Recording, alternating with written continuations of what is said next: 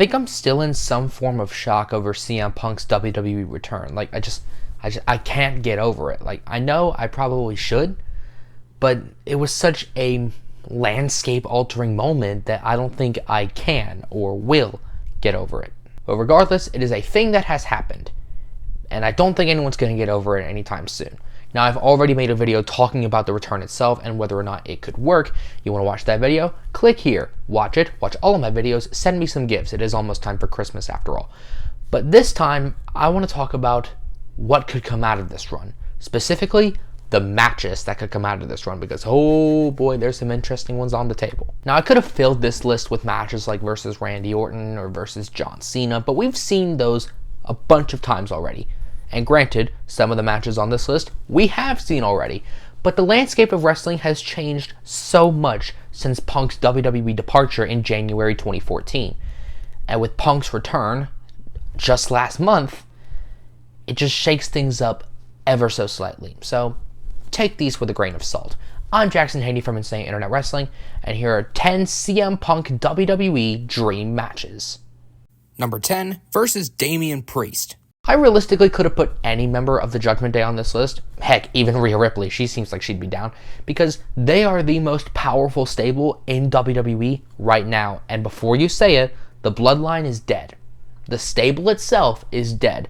The storyline, the saga, is still going on, but the bloodline stable itself is dead.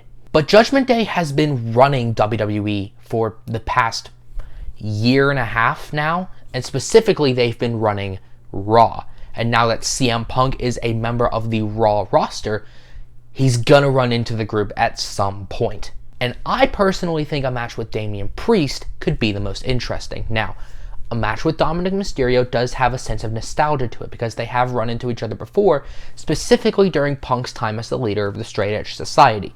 A match with Finn Balor is good because, you know, in ring work, and Balor's great as he always is. But Damian Priest just feels right to me because it gives Punk a kind of opponent that he's not all that used to. Punk's used to guys who are either big or good workers. Never both. Damian Priest is both. And this could tie into Priest being senior Money in the Bank right now, because Punk could come out and say, hey, you've held that thing for a while now. You need some advice? Because, you know, Punk's won the thing twice, so. I mean, it's just a little idea. You can flesh it out, but give us the match, and I think it will do everyone involved a lot of good. Number 9, versus Drew McIntyre. Now, this one's low on the list because I personally don't think WWE is building to Punk versus Drew anytime soon. However, it is something they could work towards down the line, especially with the way Drew has been handling all of this. If you'll think back to Survivor Series, the reports say that Drew stormed out of the arena as soon as the War Games match was over, and he left right around the time Cult of Personality started to go through the speakers. And on top of that, Drew has been shooting on Punk for weeks. Now, it just seems a little bit weird to me, but it is something that they could flesh out just a little bit. Now, to me, it seems like Drew has some issues with Punk, both on screen and off, very much the Seth Rollins angle, but I feel like if he could put those personal grievances aside and stay professional, then he and Punk could work magic together. They could rake in some serious coin for the company, especially if it's on a premium live event down the line.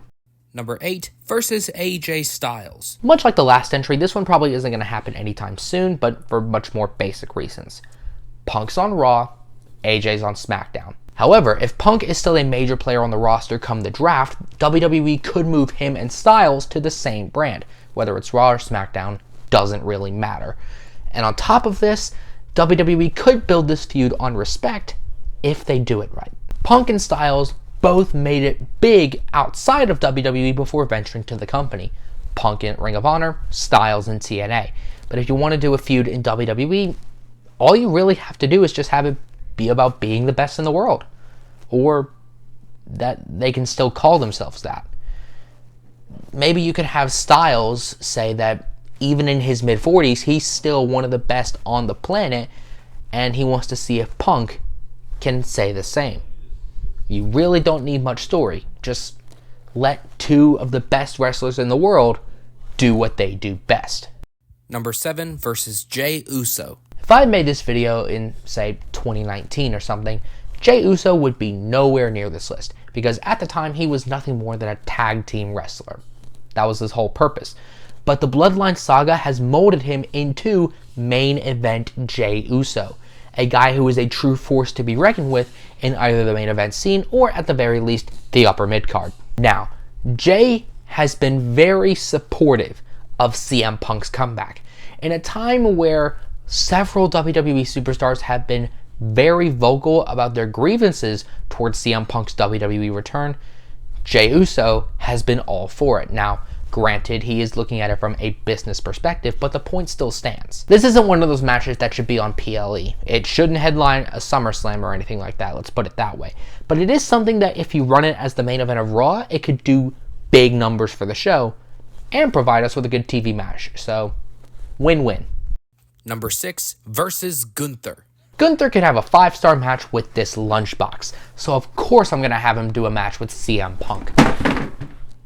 Don't mind that. All kidding aside, Gunther could carry anyone to a great match. He's gotten great matches out of Drew McIntyre, Sheamus. He had a good one versus The Miz at Survivor Series. So, yeah, why wouldn't I put him against CM Punk? The match would do huge numbers because it's the longest reigning Intercontinental Champion of all time versus, arguably, the hottest star in the company right now. So, it just makes perfect sense to me. Again, it's not necessarily something that needs to be on a PLE, but it is good enough to be on a PLE need be. And let's be honest about something real quick. Punk has gotten slower in ring since his return. I mean, it happens to the best of them. Time slows down for nobody.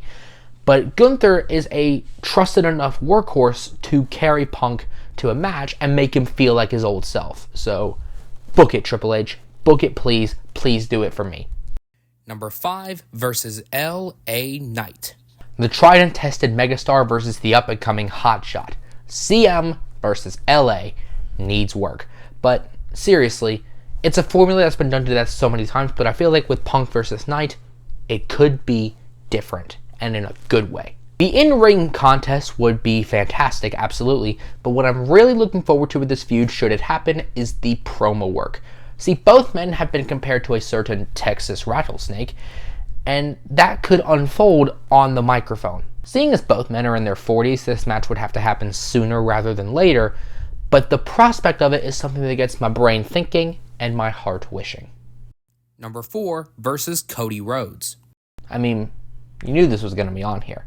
Now, granted, this match probably won't happen anytime soon because, well, the way I see it, both men will be top title holders post-WrestleMania, just on different brands. But much like the AJ Styles example, they could end up on the same show should the draft want to go ahead and screw with things. But what could get this feud rolling is the fact that they share the same virtual storyline. Both men left WWE at the top of their game, made themselves famous elsewhere, particularly in WWE's biggest competition, AEW, and then came back home to the promised land. And if they are going to mention that in weekly promos, Punk can go ahead and say, I was on top of the division. You never got the chance.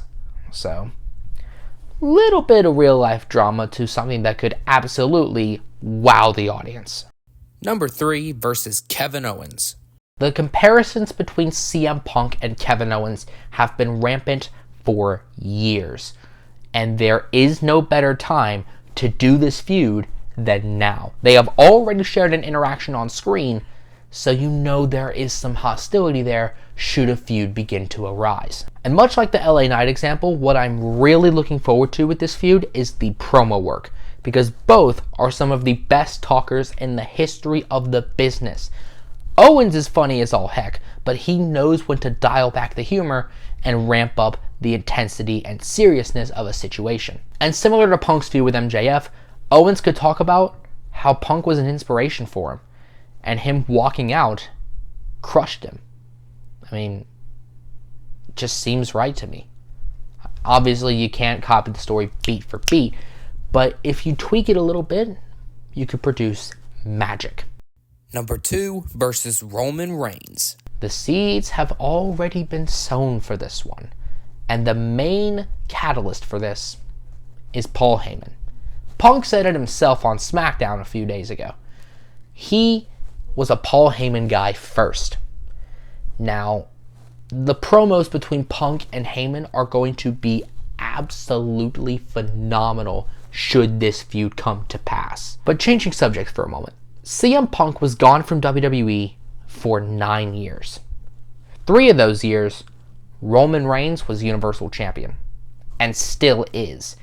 So, Roman can say that for a legitimate third of the time that Punk was gone, he was ruling the company in his absence. He doesn't get to walk back in and act like the top dog when the Universal title is still around his waist. Will it be a title feud? I don't think it should be, but hey, you never know. And number 1 versus Seth Rollins. And speaking of title feuds, now this one has already been set in motion with their promo segment against one another on Raw very recently. A segment which apparently didn't have a producer, BT Dubs. And much like other examples on this list, this one has real life drenched all over it. Rollins has been very, very vocal about Punk being a cancer and wanting him to stay as far away from WWE as possible. But you can't keep him away forever. And now he's here, and Rollins can't seem to accept that. And he also can't seem to accept, this may be a little more personal and real life, but he also can't seem to accept the fact that he's going to have to drop that belt to CM Punk. I mean, that's just wishful thinking, but hey, again, you never know. And that's the list. Thanks for watching. Did I miss anything out? If I did, tell me about it in the comments section down below. Don't forget to like this video, share it, and subscribe, and you can follow me on Twitter here. I'm Jackson Haney from Insane Internet Wrestling, and I will see you soon.